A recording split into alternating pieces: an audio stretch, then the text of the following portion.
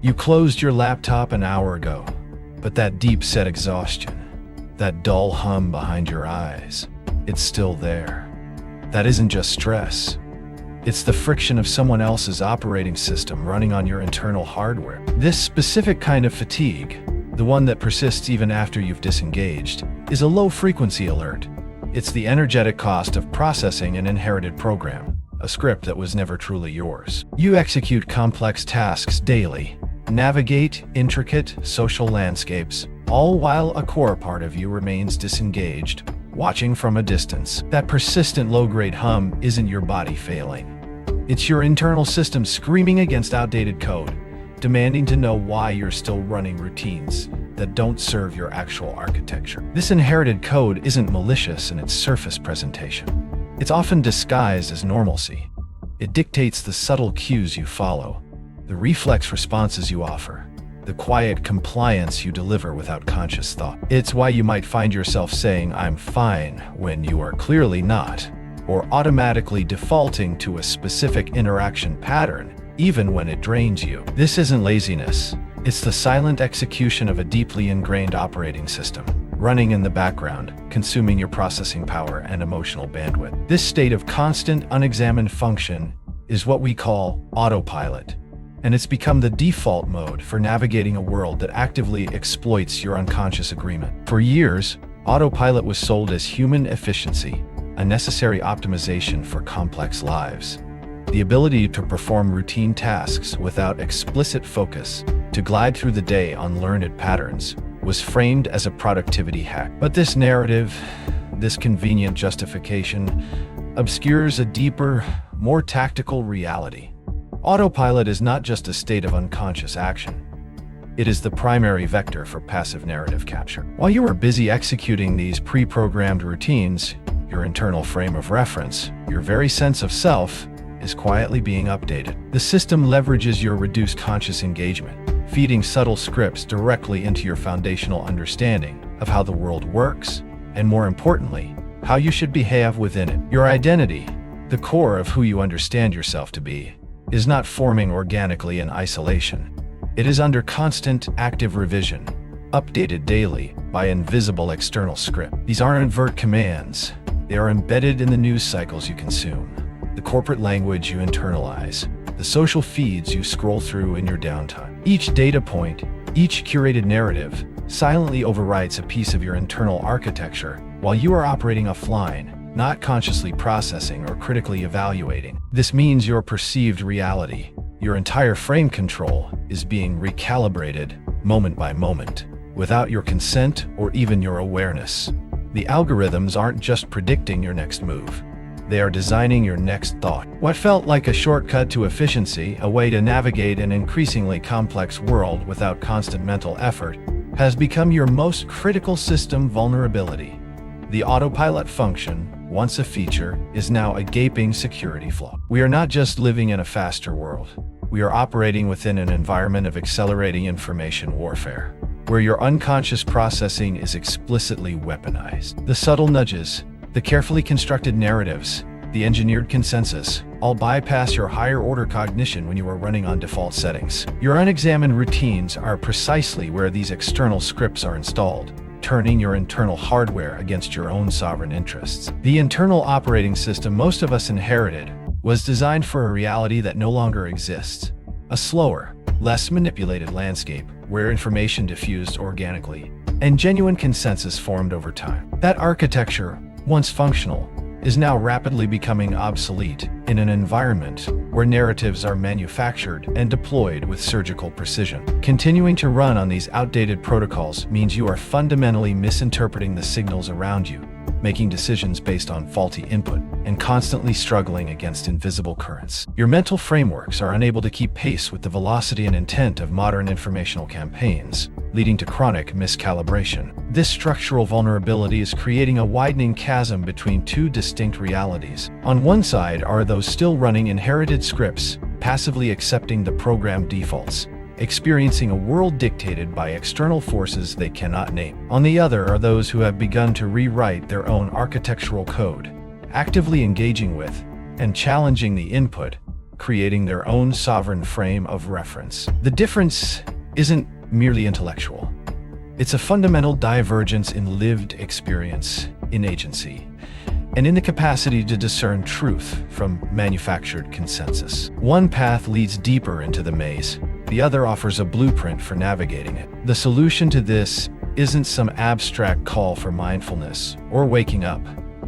Those phrases offer no tactical leverage. What's required is a precise, falsifiable interruption protocol, a deliberate architectural code update for your personal operating system. This is about reclaiming your internal frame, taking back control of the input stream, and preventing the external scripting from running unopposed. It's a mechanism designed not for spiritual enlightenment, but for raw survival in a hostile information environment. You need a way to force conscious engagement at critical junctures, to override the inherited defaults, and prevent further narrative capture, making you an active agent rather than a passive target. You now see the mechanism.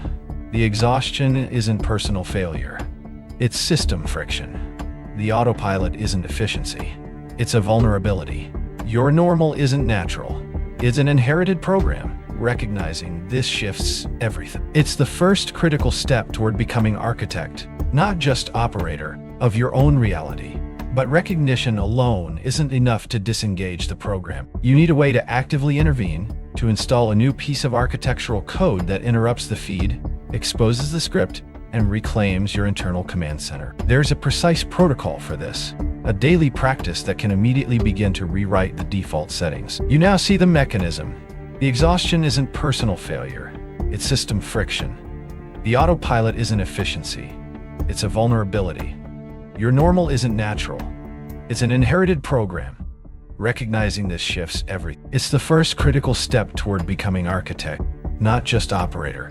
But this shift carries a new urgency. The perceived efficiency of autopilot, once a neutral tool for optimization, has transformed into a critical system vulnerability in an environment weaponizing information. What felt like a personal shortcut is now an open port in your internal firewall. Remaining in this passive mode, allowing external scripts to run unchecked, means your operating system isn't just outdated.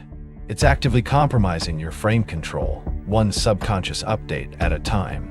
The landscape has changed. Your inherited internal operating system was designed for a slower, less manipulated reality. A reality where information arrived linearly from a few trusted sources, and where social narratives developed organically over years. That reality is obsolete. Today, the pace of narrative injection is exponential, delivered through micro-targeted vectors designed to bypass conscious processing.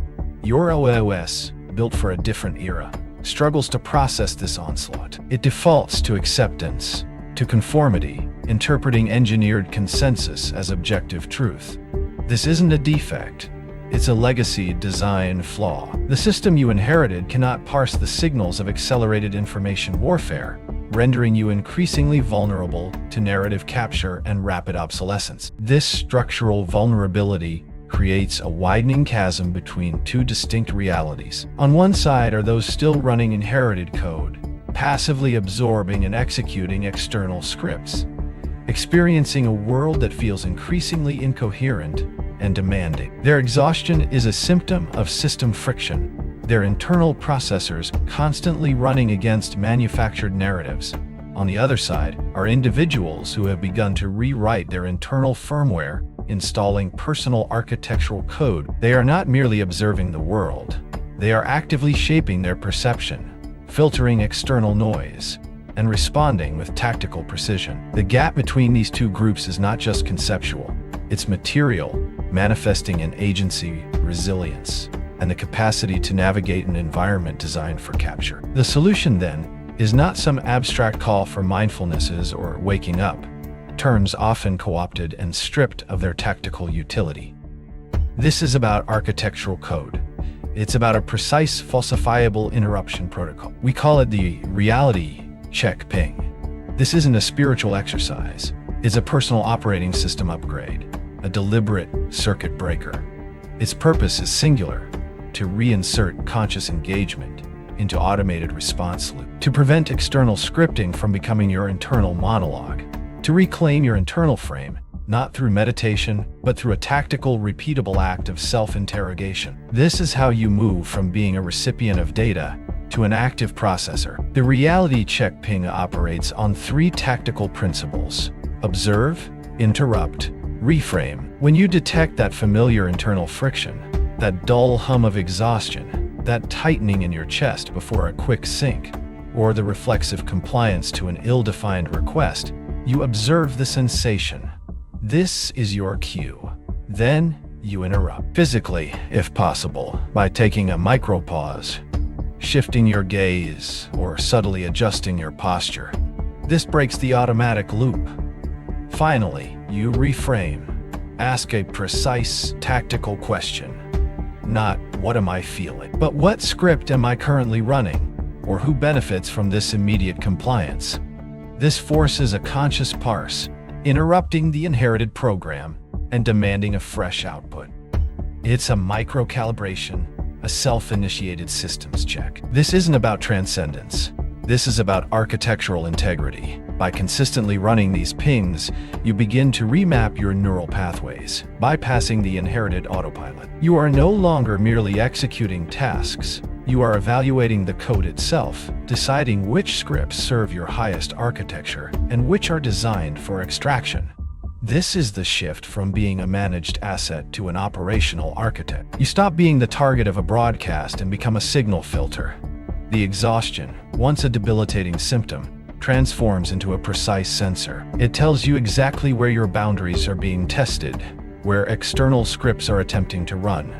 It becomes a prompt for your next strategic ping. The autopilot trap relies on your continued passivity, on the assumption that you will continue to run outdated code. The system thrives on unconscious compliance, but you now possess a key piece of counter-architecture: the reality check ping. It is a tactical weapon against narrative capture, a precise protocol to reclaim your internal frame. This isn't just theory. This is a sequence you can install and execute tomorrow morning. Your participation is your leverage. The system depends on your unquestioning engagement. Your conscious intervention, however small, is the most direct threat to its operation. The schematics are laid out. The next step is always yours to execute.